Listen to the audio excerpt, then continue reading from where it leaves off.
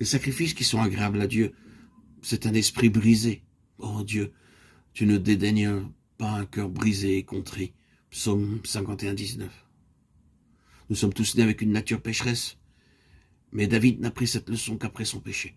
Comme il le dit dans le psaume 51, « Voici, je suis né dans l'iniquité ». Avant que Dieu puisse utiliser David comme son vase élu, il dut le transformer, le changer, le purifier, le laver. Voyez ce qu'il dit dans le psaume 51. Il avait réalisé ce qu'il était, la véritable condition de son cœur, au versets 9, 11 et 21. Le même David fait cette confession avec un cœur brisé. Ô Dieu, donne-moi un cœur propre, donne-moi un cœur nouveau, donne-moi un cœur pur, lave-moi, purifie-moi complètement et ôte toute mon iniquité. Confessez à David exactement ce que vous êtes. Confessez à Dieu ce que vous êtes, comme David l'a fait. N'essayez pas de produire un quelconque changement de votre condition. Dites oui, Seigneur, je suis un pécheur, mais ne dites pas je suis meilleur que mon voisin. Parce que Dieu vous aime, dites-lui votre véritable condition. Seigneur, lave-moi, je suis souillé. Oh Dieu, crée en moi un cœur pur, enlève ma vieille nature, ainsi vous recouvrerez toute perte. Votre vie stérile deviendra une vie fructueuse. Chaque parole que vous prononcerez sera fructueuse. Toute parole que vous prononcerez et tout ce que vous ferez portera un fruit qui demeure, et le souvenir même de votre vie de péché s'enfuira.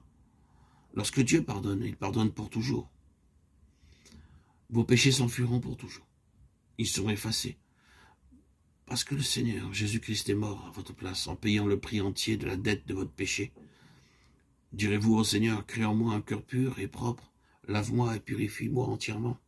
Il entendra et répondra, pourvu que vous soyez sincères et humbles devant lui. Savez-vous que votre vie est gâchée aux yeux de Dieu, à moins que vos péchés ne soient pardonnés? Je vous remplacerai les années qu'ont dévoré la sauterelle, le gélec, le hastil, le gazam, ma grande armée que j'avais envoyée contre vous. Joël 2, 25. Dans Joël 1, 14, nous voyons 4 espèces d'insectes qui dévastent les plantations du fermier. Le gazam, la sauterelle, le gélec et le hassil.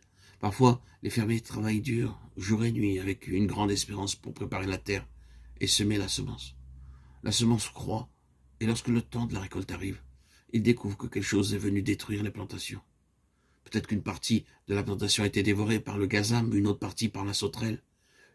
Une troisième du champ a été dévorée par le gélec et le quatrième par le hassil. Que reste-t-il alors? Rien. Tout est parti. Que dit Dieu?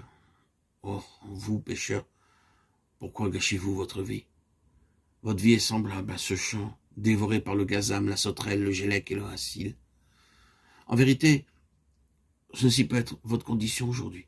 Vous êtes conscient que votre vie a été et est gâchée. Il y a de l'espoir même pour vous, car vous pouvez recouvrer chaque perte, quelle que soit l'importance de votre perte. Elle peut être encore recouvrée. Votre vie peut devenir abondamment fructueuse et chaque minute passée portera un fruit éternel. C'est en demeurant dans le Seigneur Jésus-Christ que nous pouvons porter un fruit durable. C'est le merveilleux miracle du salut. Bien que nous ayons gâché notre vie à bien des égards, d'une manière honteuse et pécheresse, cependant, en venant au Seigneur Jésus-Christ et en nous joignant à lui, nous pouvons devenir abondamment fructueux.